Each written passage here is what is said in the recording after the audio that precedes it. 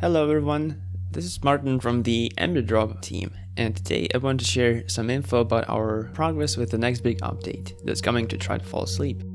This is our 6th community transmission, and the second one which we're making into a video. Usually we do these community transmissions as detailed posts on Steam, but since it's been a while and we have a lot to share, we thought it would be nice to turn it into a video again. So, without further ado, let's dive into the 6th community transmission. After launching the 4th night, we previously stated that we wanted to take a step back and focus on polishing the first 4 nights of the game. Our goal was to make sure that all the current nights are consistently good, both in quality and detail. And we also wanted to use this opportunity to add some of the missing features, like key rebinding and controller support. We also decided to update one of our earliest monsters in the game.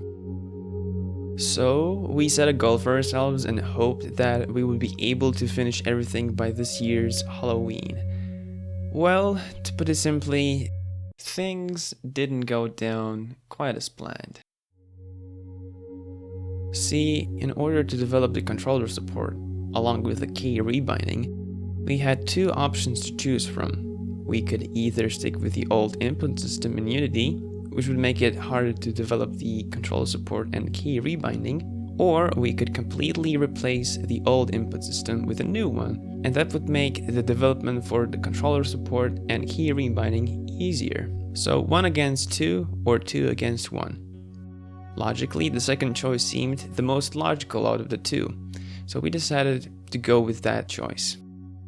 But as we started working on it, we soon realized what a monumental task it would actually be to update the entire input system.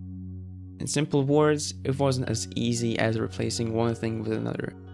The new input system works in a completely different way. So we had to revisit every single script which used some sort of input and update it to work with the new input system. In some scripts, it wasn't that bad, but in many cases, we even had to rework some of the logic and scripts in order to make it all work. So yeah, it was a small oversight on our part, which unfortunately delayed things a bit further.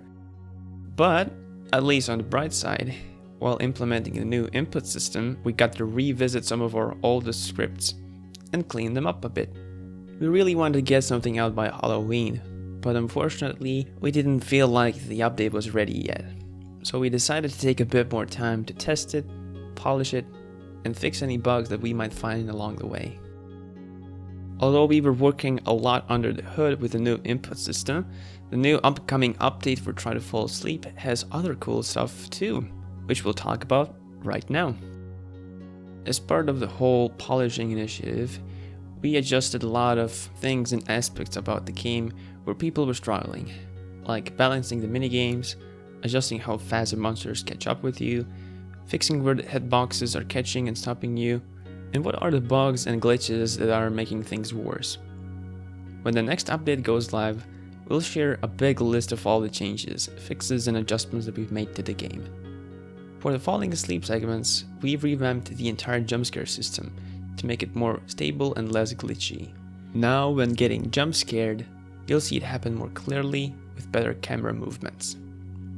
The pill mechanic has also been slightly adjusted, where if you get jump scared when experiencing the pill in effect, the jump scare will stop the pill effect and scare you, making you realize that you might have missed something that was standing right next to you.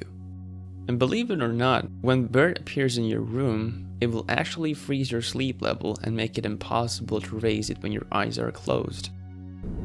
Now, when Bird appears in your room, an error message will start beeping in the info panel right next to the sleep level, indicating that the sleep level can't be raised at this time.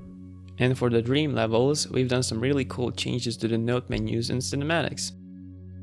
In Night 4 we found a way to have an actual notepad in your hand in the 3D world space, so we took that knowledge and brought it to the first 3 nights. This change will add a lot more immersion and visual quality when interacting with the notes. And in the 3rd dream, you can still click on numbers inside the notes, just like you could before. All the cinematics and interactions with the radio have been updated as well, adding 3D hands, touching and moving everything around. So no more floating ghost walkie-talkies in the air. For night 1, we received some feedback about the lab and how some of the corridors looked a bit too plain. So we added something really cool to address this as well. Now, depending on how high your stress is, the walls will get more and more distorted, making the whole lab way more creepier than it was before. And on top of that, for nights that do have stress levels in them, depending on how high it is, the edges of your screen will also get a subtle, pulsing yet creepy effect. By far the biggest visual improvement in the game, and the thing that kickstarted this whole update, is Copper. Copper is one of the first original monsters in our game, and he has been a part of Try to Fall Asleep almost since the very beginning. And dare we say, his design has sort of become iconic, with his U-shaped cutout in his helmet, the badly damaged face, and shiny cybernetic limbs. But this current version of Copper is far from perfect, and that's particularly because his 3D model was never properly finished, due to various reasons and time constraints. He first appeared in the beta, with a super green skin and brutally rusted cybernetics, and when launching the early access, we remade his textures so he doesn't look like a zombie, but an actual science research project. And ever since then, he hasn't been changed or updated. Until now. So before going into full production of the last 2 nights, we really wanted to take this opportunity to revisit Copper and give him the love and care that he really needed from us. And we hope the result speaks for itself. Compared to the first version, this new version of Copper almost feels like a new monster. We tried really hard though to keep some of the familiarity and key features that people would associate with him. We carried some of those familiar features and details over to the new model and made them even better. There are many cool new details as well, like the cybernetically attached organic hand and sweatpants. No more running around naked. And of course, Copper's jump scares and animations have been remade with this new version. And last thing we wanted to mention is that the next update will have native controller support. More info about the controller support will come a bit later. We might even make a separate dedicated video for it. Originally, we wanted to do all these cool features in one big update, but because the new input system took so much time to properly implement, we'll be splitting the update in 2 parts. Part 1 of the update, version 0.4.1, will include everything that we showed you in this video. A new version of Copper, all the quality of life updates, bug fixes, and controller support. In part 2 of the update, version 0.4.2, will include key rebinding, extended settings menu, and possibly even more. Our goal is to release version 0.4.2 sometime in Q1 of the next year.